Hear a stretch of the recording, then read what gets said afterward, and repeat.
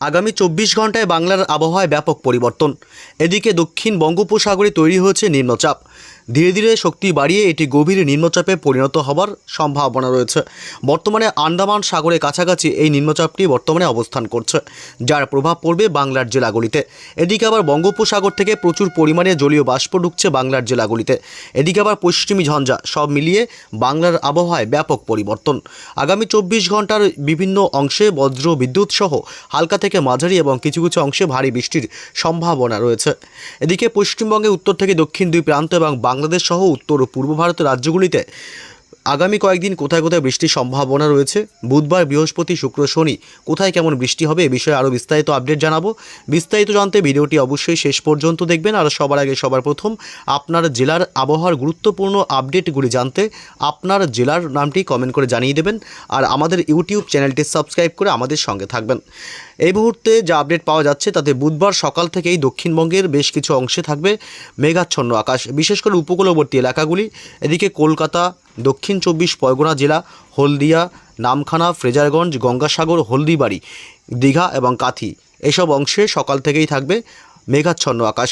এছাড়া পশ্চিমবঙ্গের দক্ষিণবঙ্গের হাওড়া, হুগলি এবং এদিকে ঝাড়গ্রাম জেলা, পশ্চিমের বাঁকুড়া, পুরুলিয়া থেকে শুরু করে দুই বর্ধমান জেলা, বীরভূম জেলা এইসব অংশে মূলত আকাশ সকাল থেকেই পরিষ্কার থাকবে।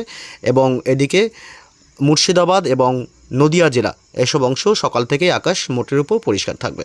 তবে দুপুরের পর থেকে আবহাওয়ার কিছুটা পরিবর্তন হবে। দুপুরের পর থেকে দক্ষিণবঙ্গের কলকাতা, হাওড়া, হুগলি, উত্তর এবং দক্ষিণ 24 পরগনা জেলা, পূর্ব এবং পশ্চিম মেদিনীপুর উপকূলবর্তী এলাকা এসব অংশে কিন্তু আবারও মেঘাচ্ছন্ন আকাশ, আংশিক মেঘাচ্ছন্ন আকাশ তৈরি হবে বুধবার দুপুরের পর থেকে আবহাওয়ার ভুল বদল। এদিকে বুধবার সকাল থেকে বাংলাদেশের খুলনা এসব অংশে কিছুটা মেঘাচ্ছন্ন আকাশ থাকবে, খুলনা এবং সাতক্ষীরা, শ্যামনগর।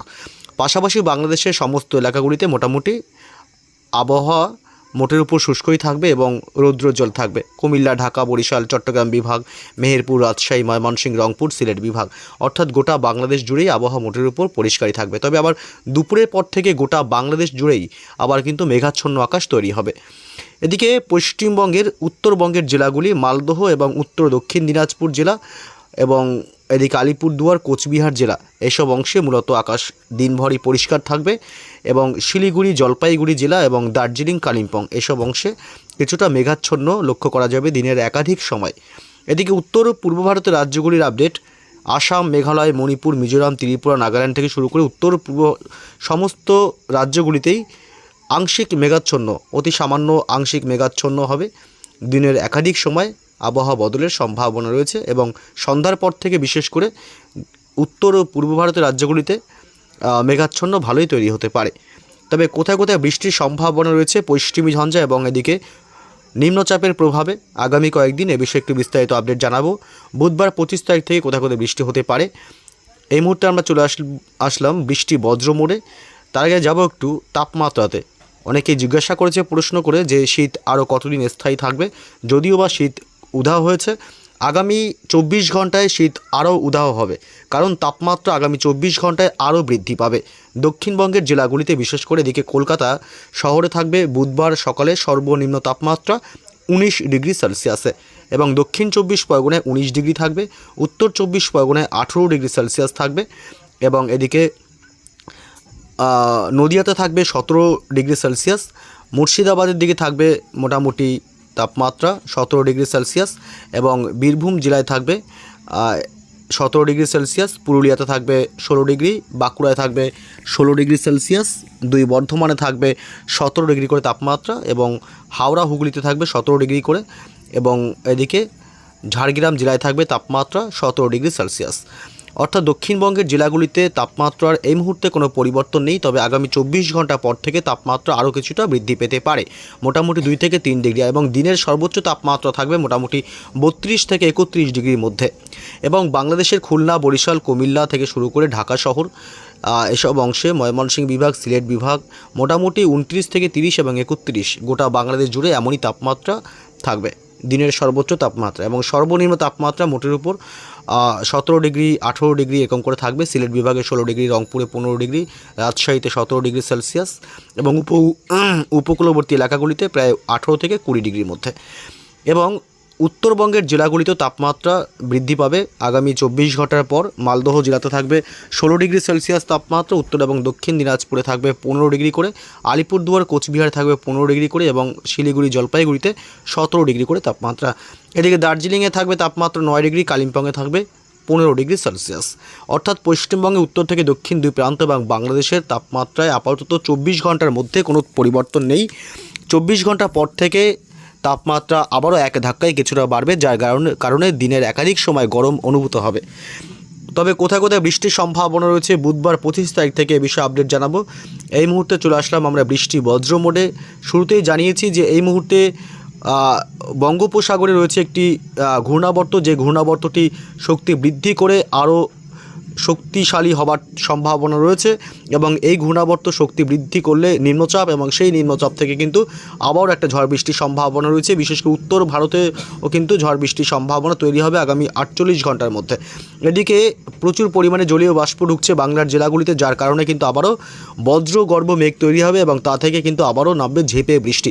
এদিকে এই মুহূর্তে নেপাল, কাঠমান্ডু এসব অংশে রয়েছে পশ্চিমী ঝঞ্ঝা, যার প্রভাব সরাসরি বাংলায়, এবং এর প্রভাবেও বাংলায় কিন্তু বৃষ্টির সম্ভাবনা থাকবে। বুধবার 25 তারিখ আমরা যদি একটু দেখি বৃষ্টির সম্ভাবনা কোথায় আছে কিনা। কলকাতা শহর থেকে শুরু করে হাওড়া, হুগলি, উত্তর এবং দক্ষিণ 24 পরগনা জেলা, পূর্ব এবং পশ্চিম মেদিনীপুর, পুরুলিয়া, বাঁকুড়া, এদিকে মুর্শিদাবাদ, নদিয়া, বীরভূম, অর্থাৎ দক্ষিণবঙ্গের কোনো জেলাতেই বুধবার 25 তারিখ কোনো বৃষ্টির সম্ভাবনা নেই। দিনভরই আবহাওয়া মোটের উপর শুষ্কই থাকবে। বাংলাদেশের এলাকাগুলিতে আমরা যদি একটু দেখি, একটু ভুল হয়েছে। এদিকে বুধবার 25 তারিখ হলদিবাড়ি শুধুমাত্র উপকূলবর্তী এলাকায় অতি সামান্য হালকা বৃষ্টি হতে পারে।